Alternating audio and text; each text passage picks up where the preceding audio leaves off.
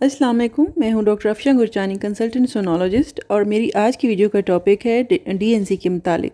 DNC किसे कहते हैं, डीएनसी क्यों करवाई जाती है, डीएनसी के क्या क्या नुकसानात हैं और डीएनसी का मुतबादिल प्रोसीजर कौन सा होता है।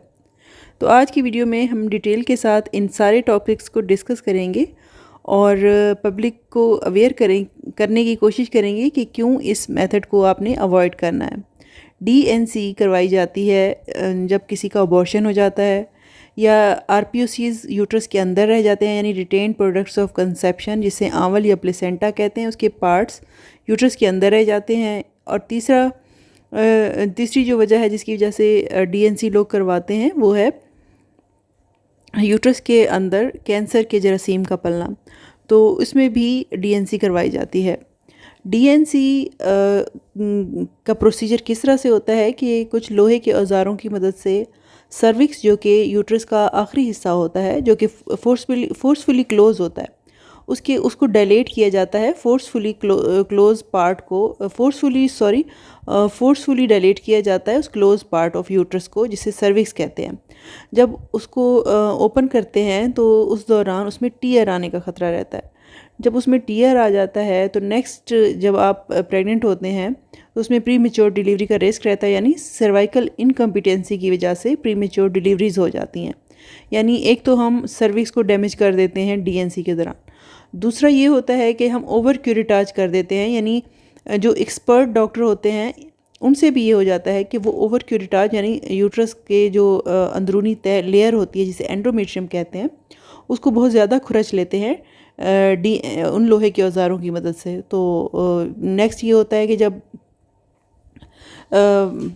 फ़ीमेल जो है ना कंसीव करना चाहते हैं तो वो कंसीव नहीं कर पाती। उसकी एक रीज़न ये होती है कि बेबी जो कि यूट्रस के एंडोमेट्रियम के अंदर एम्बेड होता है, वहाँ पर वो एम्बेड नहीं हो पाता, यानी वहाँ वो चिपक नहीं पाता, जिसकी वजह से इनफर्टिलिटी का प्रॉब्लम हो जाता है। यानी एक तो हमने सर्विक्स को टीयर कर दिया, दूसरा हमने ओवर क्यूरेटाज कर दिया और एंडोमेट्रियम को, और वहाँ पर इनफर्टिलिटी का प्रॉब्लम हमारा रेज हो जाता है। तीसरा ये होता है कि लोग दाइयों के पास जाते हैं, इलीगल डीएनसीज करवाते हैं और एलएचवीज़ के पास छोटे शहरों में जाते हैं और वहाँ पर वो थोड़े से पैसे दे के डीएनसी करवा लेते हैं।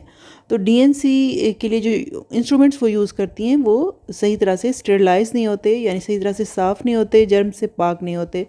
तो उनको वो यूज़ करती रहती हैं एक पेशेंट से दूसरे पेशेंट में, बग़ैर धोए, बग़ैर साफ़ किए। नतीजा ये निकलता है कि एक पेशेंट से दूसरे पेशेंट्स में जरासीम मुंतकिल होते रहते हैं और गंदे पानी का, यानी लिकोरिया का स्मेली डिस्चार्ज शुरू हो जाता है उन ख़वातीन में। और ये जो जर्म्स हैं वो ऊपर ट्यूब्स तक चले जाते हैं और ट्यूब्स, यानी जिन्हें फेलोपियन ट्यूब्स कहा जाता है, वो क्लोज़ हो जाती हैं। और फेलोपियन ट्यूब का क्लोज़ हो जाना भी एक इनफर्टिलिटी का बायस बनता है, यानी इनफर्टिलिटी की एक reason blockage of fallopian tubes भी है। और उनका इन्फेक्शन हो जाता है, जिसकी वजह से फ़ीमेल्स जो है ना उनको काफ़ी ज़्यादा पेन्स एंड एक्स रहते हैं। नेक्स्ट ये है कि डीएनसी यूट्रस के अंदर जो कैंसर के जरासीम पल रहे होते हैं उनको भी डीएनसी के ज़रिए खुरच कर तो उनके टेस्ट करवाए जाते हैं, और एक इसलिए की जाती है। इसके अलावा डीएनसी आजकल वेस्ट में तो ऑब्सलीट हो चुकी है, यानी पूरे वेस्ट में अब डीएनसी कहीं भी नहीं की जाती, सिर्फ पाकिस्तान के अंदर डीएनसी की जाती है। और लोग समझते हैं कि ये बहुत मामूली सा छोटा सा प्रोसीजर है, लेकिन इसके बहुत ज़्यादा नुकसानात हैं, बहुत ज़्यादा आफ्टर इफ़ेक्ट्स हैं। और वो लोग जो गैर सोचे समझे अबॉर्शन की सूरत में दाइयों, एलएचवीज़ या इनएक्सपीरियंस डॉक्टर्स के पास जाकर डीएनसी करवा लेते हैं, वो बहुत ज़्यादा सफ़र करते हैं, बहुत नुकसान उठाते हैं।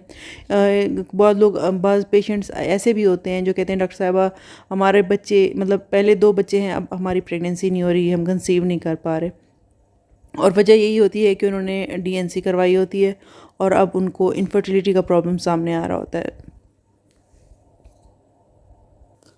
तो आजकल बड़े बड़े हॉस्पिटल में या बड़े शहरों में तो आजकल जो प्रोसीजर यूज़ हो रहा है डीएनसी को रिप्लेस करके, जो नया प्रोसीजर यूज़ हो रहा है उसको कहते हैं मैनुअल सक्शन एस्पायरेशन, यानी उसके ज़रिए एक छोटा सा नरम सा पाइप जो यूट्रस के अंदर दाखिल किया जाता है और उसे एक मैनुअल सक्शन पंप के साथ अटैच किया जाता है, और जो अंदर बेबी के पार्ट्स होते हैं, रिटेन प्रोडक्ट्स ऑफ कंसेप्शन, यानी आंवल के पार्ट्स जो अंदर रह जाते हैं, उनको सक कर लिया जाता है। इसके अलावा जो एंडोमेट्रियम कैंसर की जो पेशेंट्स होते हैं उनमें भी एंडोमेट्रियम को उससे थोड़ा सा सक कर लिया जाता है।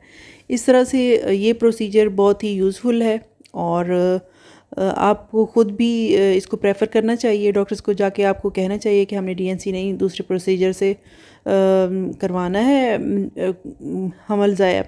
इसके अलावा मैं आपको ये सजेस्ट करूँगी कि जो ही अगर इस किस्म का खुदा ना करे आपके साथ इशू हो जाता है और आपका बेबी ज़ाया हो जाता है, तो आप इनकम्प्लीट जैसे पार्ट्स हैं वो अंदर बच्चादानी के रह जाते हैं और इन्फेक्शन का ख़तरा रहता है, तो अब मैं आपको यही मशवरा दूंगी कि आप पहले मेडिसिन का ट्रायल दें और उसके बाद अगर बहुत ज़रूरी हुआ और आपके एरिया में दूसरा प्रोसीजर यानी मैनुअल वैक्यूम सक्शन का ना हुआ, यानी कि फैसिलिटी अवेलेबल ना हुई, तो आप फिर डीएनसी पर काफ़ी सोच समझ कर जाएं और बहुत ही वेल एक्सपीरियंस्ड लोगों से ये करवाएं। तो उम्मीद है कि आपको आज की वीडियो यूज़फुल लगी होगी और आप इसको ज़रूर अपनी फ्रेंड्स एंड फैमिली फ्रेंड्स के साथ शेयर करेंगे। तो मिलते हैं नेक्स्ट वीडियो में, तब तक के लिए अल्लाह हाफिज़।